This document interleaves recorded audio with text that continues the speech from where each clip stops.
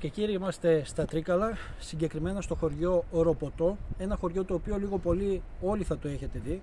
Θα έχετε δει κάποιοι που ανεβάζουν βιντεάκια είτε στο TikTok είτε στο YouTube με την περίφημη αυτή εκκλησία η οποία γέρνει και την οποία θα πάμε να τη δούμε σε λίγο. Είμαστε στην πάνω πλευρά του χωριού αυτή τη στιγμή και σιγά σιγά θα κατηφορήσουμε και θα πάμε προς την εκκλησία να δείτε πραγματικά αυτό το σοκαριστικό, θα μπορούσαμε να το πούμε, θέαμα, καθώς είναι κάτι το οποίο δεν έχει συνηθίσει το ανθρώπινο μάτι να βλέπει. Να βλέπεις δηλαδή ένα τεράστιο κτίριο το οποίο έχει σχεδόν καταρρεύσει στην πλαγιά του βουνού. Πάμε λοιπόν να ξεκινήσουμε την βόλτα μας, να δούμε λιγάκι τους δρόμους εδώ πέρα του χωριού. Βλέπετε ότι εδώ υπάρχει ένα σπίτι το οποίο δεν ξέρω κατά πόσο μπορεί να μένει κόσμος, γιατί ο περισσότερος κόσμος εδώ πέρα από το χωριό έχει φύγει, καθότι το 2012 που είχε γίνει ένας μεγάλος σεισμός, δεν θυμάμαι πόσο Ρίχτερ, κατάφερε να στείλει όλο το χωριό, σχεδόν όλο το χωριό τουλάχιστον, 40 μέτρα πιο κάτω από ό,τι ήταν η αρχική του θέση. Βλέπετε ότι έχει πάρα πολύ στενούς δρόμους, στροφές, αλλά έχει και καθαρό αέρα. Είναι ένα μέρος το οποίο αξίζει κάποιος έτσι να επισκεφθεί, αν έρθετε στην πόλη των Τρικάλων, αν έρθει κάποιος, αξίζει έτσι να ανεβείτε εδώ πέρα προς τα πάνω. Η θέα, όπως μπορείτε να δείτε στα βουνά απέναντι, είναι μαγευτική.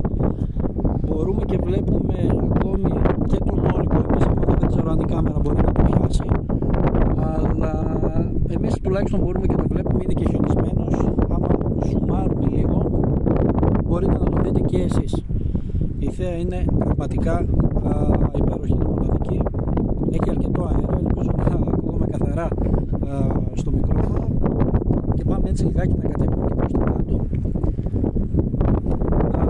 Να δούμε σιγά σιγά όλο το χωριό, το οποίο είναι χτισμένο κυριολεκτικά στην πλαγιά του βουνού. Και κάτω βλέπω υπάρχει ένας χωματόδρομος, ο οποίος τον βλέπετε στην κάμερα.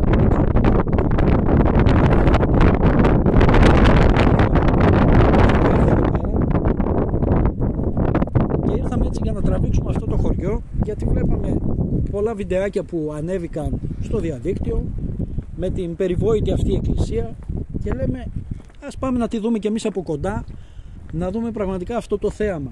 Θα τη δείτε και εσείς, εμείς την είδαμε καθώς ανεβαίναμε. Είναι τρομακτικό, πραγματικά είναι τρομακτικό.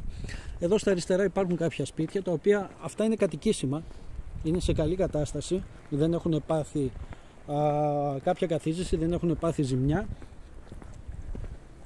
Και συνεχίζουμε, πηγαίνουμε προς τα κάτω. Εδώ στα δεξιά, τώρα αυτό δεν ξέρω αν είναι αποθήκη, αν είναι σπίτι, είναι κυριολεκτικά χτισμένο στην άκρη του γκρεμού.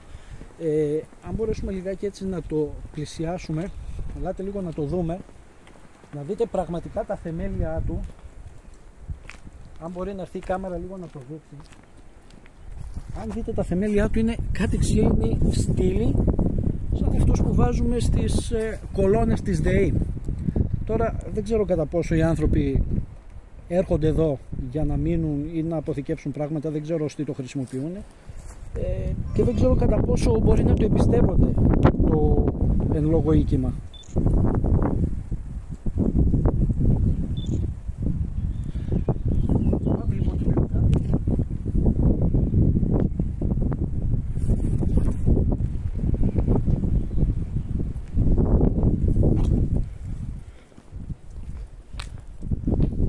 Ευτυχώς έχει ωραία μέρα και μπορούμε έτσι να δούμε όλο το χωριό. Εδώ πέρα κάτω υπάρχουν και άλλα σπίτια, όπως μπορείτε να δείτε, αλλά δεν ξέρω κατά πόσο είναι κατοικήσιμα. Ακόμη και κάτω στον γκρεμό, δηλαδή άμα από εδώ που είμαι εγώ, ας πούμε, και μπορώ και βλέπω, ακόμη και κάτω στον γκρεμό έχει σπίτια. Και είναι απορίας άξιο πραγματικά πώς κατάφεραν αυτοί οι άνθρωποι να χτίσουν περιουσίες εκεί κάτω.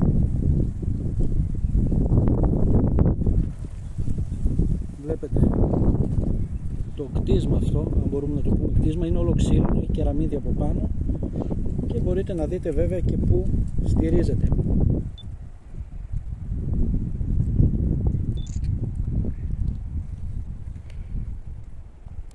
το βάθος τέρμα μέσα στα δέντρα υπάρχει άλλη μια εκκλησία,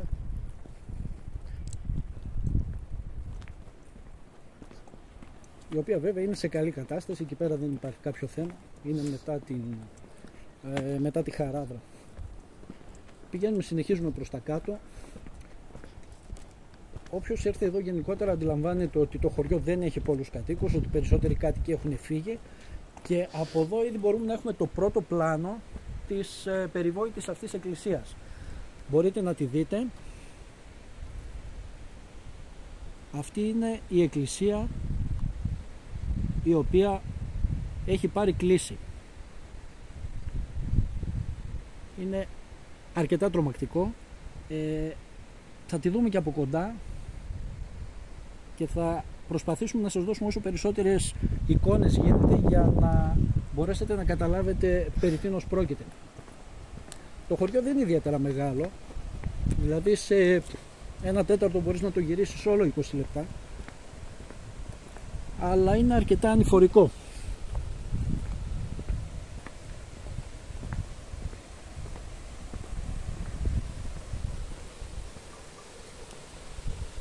Εδώ πέρα έχει μία πηγή. Αν έρθει η κάμερα να πλησιάσει, θα δείτε ότι από εδώ πέρα πίσω έχει έναν μικρό καταράκτη, θα μπορούσαμε να το πούμε. Βλέπετε ότι κατεβαίνει το νερό, το οποίο νερό έρχεται παγωμένο, και υπάρχει εδώ μία βρύση, αυτή εδώ, όπως μπορείτε να δείτε, όπου το νερό πραγματικά τρέχει παγωμένο. Από εδώ ανοίγει και μπορούμε να έχουμε περισσότερο νερό.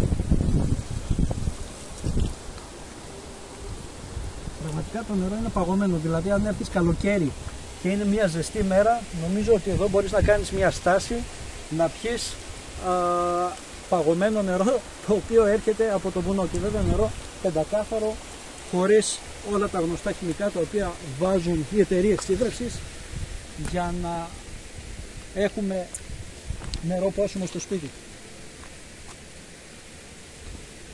Πάμε να κατέβουμε κι άλλο κάτω. Εδώ πέρα κάποιος άνθρωπος έχει βάλει τα μελίσια του. Υπάρχει άλλο ένα σπίτι εδώ, το οποίο δεν ξέρω κατά πόσο μπορεί να είναι κατοικήσιμο, και βέβαια όσο πλησιάζουμε και στην εκκλησία, τόσο πιο δύσκολο είναι να βρούμε κάποιο κατοικήσιμο σπίτι. Άμα γυρίσει η κάμερα και προς τα αριστερά, θα δείτε και εδώ πέρα πάνω υπάρχουν σπίτια τα οποία έχουν εγκαταλειφθεί πλήρως. Δεν γίνεται να μείνουν άνθρωποι σε αυτά τα σπίτια.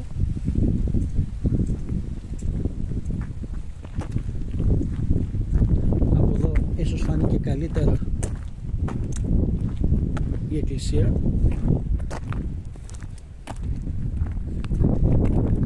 Και πάμε να πλησιάσουμε κοντά να δούμε το μοναδικό αυτό θέαμα. Πάντως μπορούμε να πούμε ότι πολλοί άνθρωποι έρχονται εδώ πέρα προκειμένου να δουν την εκκλησία. Έχει γίνει πλέον πραγματικά τουριστικό αξιοθέατο.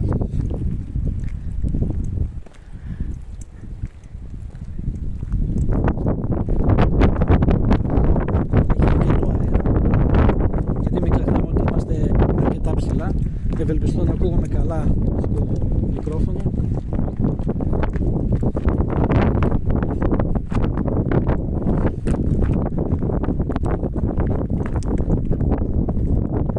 Και αυτή είναι η πρόσωπη της εκκλησίας.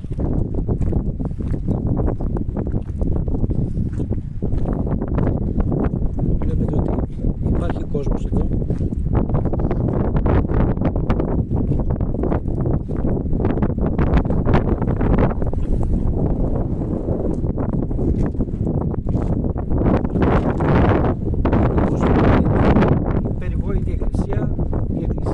Έχει πάρει 17 μοίρες κλίση. Τι σημαίνει 17 μοίρες κλίση? Για να μπορέσω να σας το δώσω έτσι να το καταλάβετε, σκεφτείτε απλά ότι ο πύργος της Πίζας, που είναι το πιο διάσημο αξιοθέατο, γυρτό αξιοθέατο, έχει κλείσει μόλις 3,97 μοίρες. Συγκεκριμένη εκκλησία, όπως είπα και προηγουμένως, έχει κλείσει 17 ολόκληρες μοίρες. Πραγματικά αν την πλησιάζεις, τους πιάνει ήλικος, γιατί είναι κάτι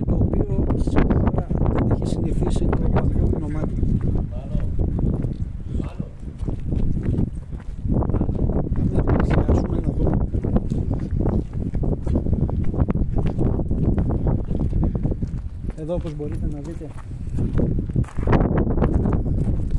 έχει ταμπέλα που λέει ότι απαγορεύεται η είσοδος, καθώς είναι άκρως επικίνδυνο να μπει κάποιος μέσα, διότι ανά πάσα ώρα και στιγμή μπορεί να γίνει εκ νέου μια καθίζηση και να φύγει το κτίριο αρκετά πιο κάτω. Αν μπορεί η κάμερα να δείξει εδώ λίγο τα θεμέλια, πώς έχει σηκωθεί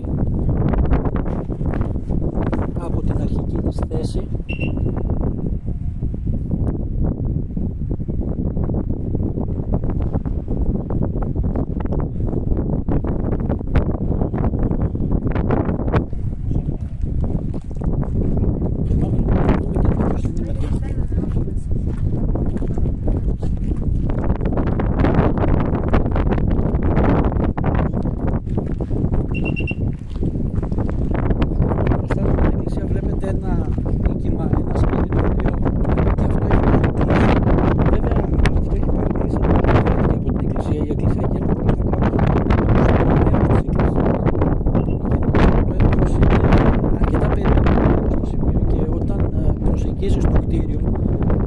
Πραγματικά είναι ένα μεγάλο κτίριο το οποίο έχει πάρει αυτή την τεράστια κλίση. Νιώθεις έντονα έναν ήλικο, νιώθεις να ζαλίζεσαι. Όπως μπορείτε να δείτε εδώ πέρα τη διαφορά, φανταστείτε ότι το εκκλησάκι είναι ίσια και βλέπετε τη μεγάλη εκκλησία πόσο πολύ έχει γύρει προς την μεριά του γκρεμού.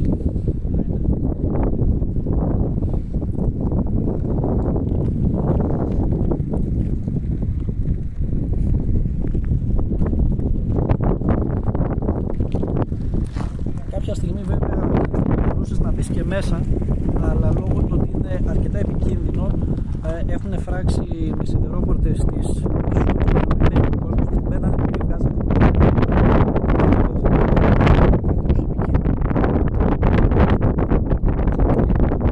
πιο κάτω. Να τη δείξουμε και από μακριά. Έχουμε πάρει και πλάνα μέσα από την εκκλησία.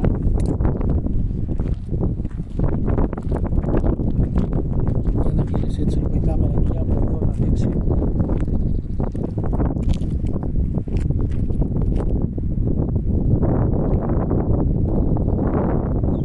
πόσο μεγάλο είναι το κτίριο, αλλά και την κλίση την οποία έχει πάρει. Και πάμε να δούμε και μερικά πλάνα μέσα από την εκκλησία, να δούμε πώς είναι και το εσωτερικό της.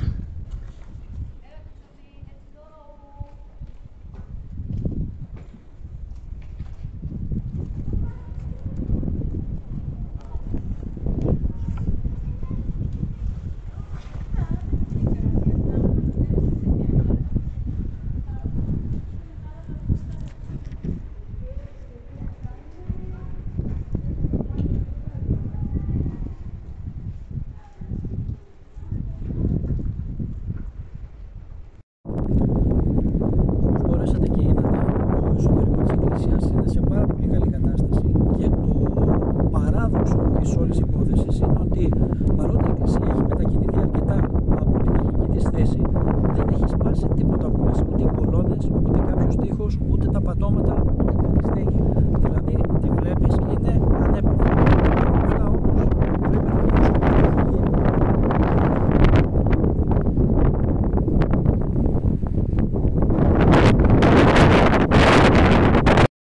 Αυτή λοιπόν ήταν και η περιβόητη εκκλησία εδώ στο χωριό Ροποτό των Τρικάλων.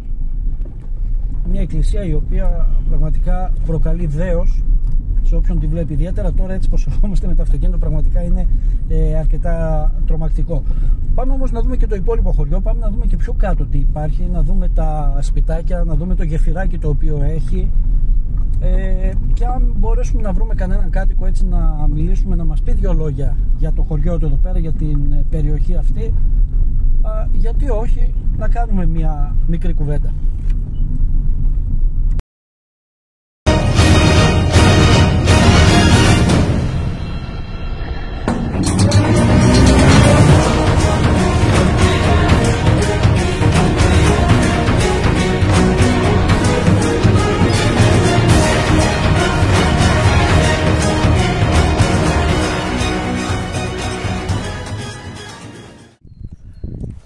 κάνει μια στάση, γιατί πραγματικά ο ήλιγκος ο οποίος σου προκαλεί η εκκλησία έτσι όπως είναι απίστευτος, και είμαι άνθρωπος ο οποίος μπορώ να πω ότι ζαλίζομαι αρκετά εύκολα.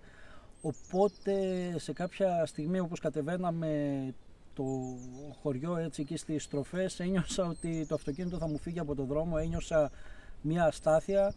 Ακόμη και τώρα, ας πούμε, άμα σηκωθώ να περπατήσω, νιώθω λες και έχω πιει μισό μπουκάλι ουίσκι, ένα πράγμα.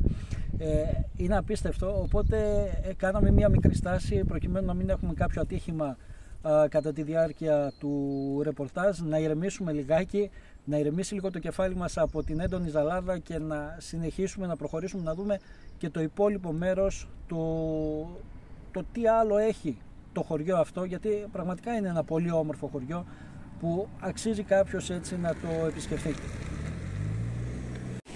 Εφόσον λοιπόν μας έφυγε η ζαλάδα και μπορέσαμε και ηρεμήσαμε λίγο από το θέαμα της εκκλησίας εκεί πέρα στο Ροποτό, κατεβαίνοντας στο χωριό στα δεξιά υπάρχει ένας υπέροχος καταράκης, τον οποίο αξίζει έτσι να τον επισκεφτούμε και να τον θαυμάσουμε βέβαια.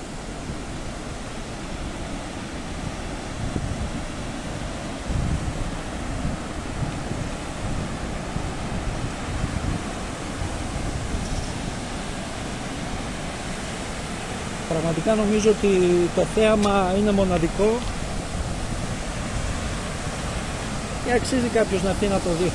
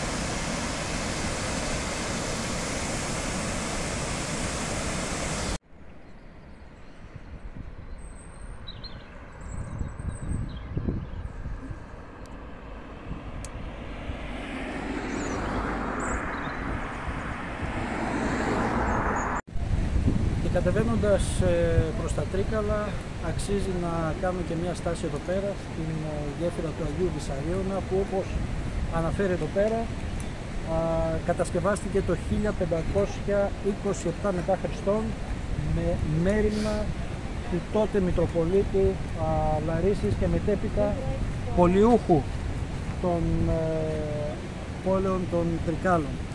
Πάμε να τη δούμε τη γέφυρα, είναι πραγματικά φανταστική. Είναι τέτρινη, όπως μπορείτε να δείτε, αρκετός κόσμος είναι εδώ πέρα και πάμε έτσι να την ανέβουμε κιόλας και να δούμε και τη θέα που έχει.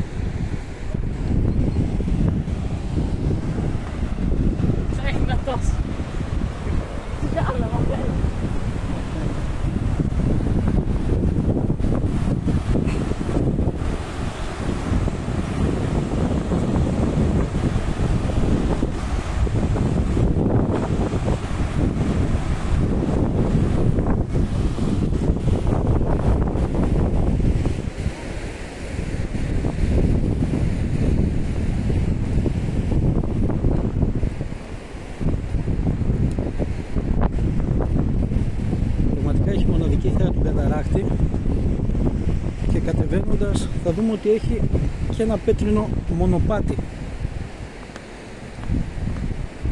το οποίο βέβαια ας κοιτάξουμε να δούμε που μπορεί να βγάλει. Και λίγο προσοχή εδώ πέρα, γιατί όπως είπαμε προηγουμένως όλη η γέφυρα είναι από πέτρα και το ατύχημα δεν αργεί να γίνει.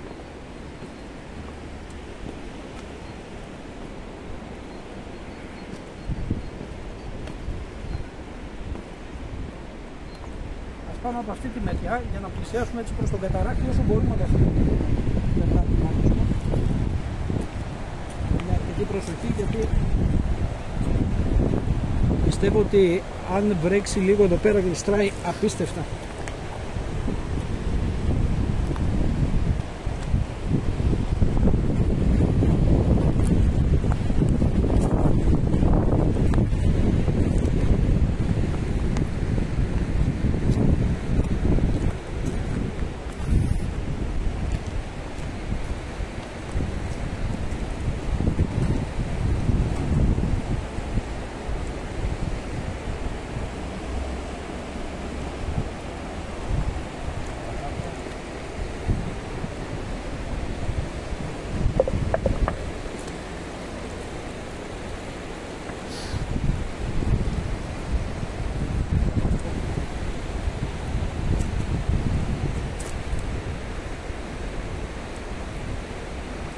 Εδώ σε αυτό το σημείο που είμαστε έχει αρκετό νερό στα πόδια μας, αν μπορεί να το δείξει λίγο η κάμερα, οπότε καταλαβαίνετε ότι μπορεί κάποιος να γλιστρήσει εύκολα και να βρεθεί μέσα στο ποτάμι.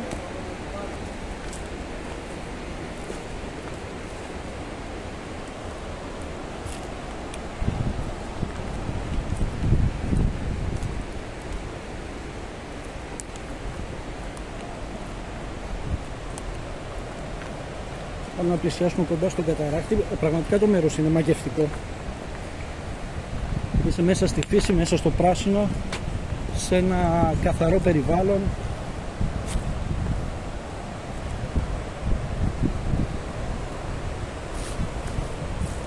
Πάμε έτσι με πολύ προσοχή να κατέβουμε και προς τα δεκάτω. Είμαστε λίγο ανορθόδοξοι από ό,τι βλέπετε όσον αφορά τα μονοπάτια. Δεν μας αρέσει ο ίσιος ο δρόμος.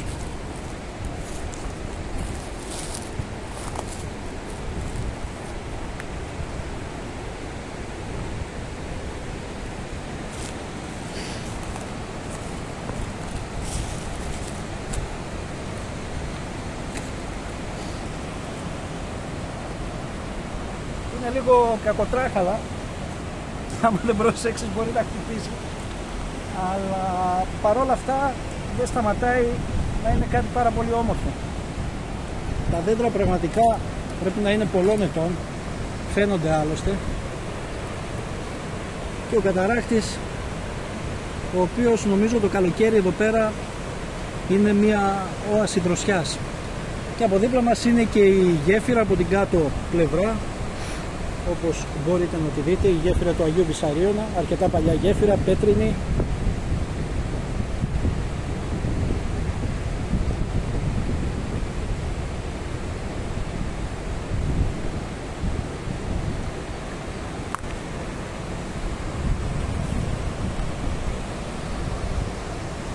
Αρκετός κόσμος έρχεται εδώ πέρα να θαυμάσει αυτή την ομορφιά, να βγάλει φωτογραφίες, γιατί είναι ένα μοναδικό τοπίο, μιας και η χώρα μας πραγματικά προσφέρει έτσι τέτοια ωραία τοπία, ωραίες τοποθεσίες που αξίζει κάποιος να έρθει, να τις επισκεφτεί και να κάνει τη βόλτα του, να κάτσει, να κάνει ένα πικνίκ όπως κάποιοι άνθρωποι που είδαμε λίγο πιο πάνω, και με την οικογένεια είναι πολύ καλά να έρθει κάποιος.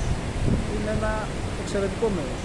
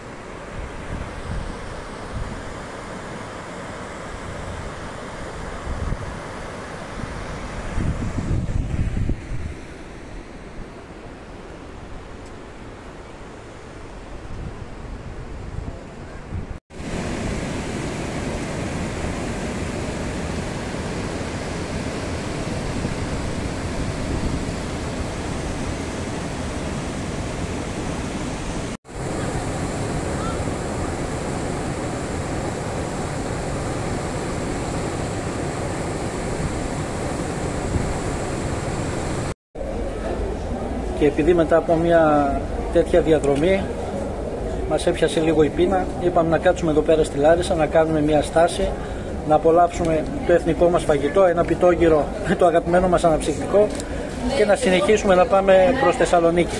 Καλή μας όρεξη.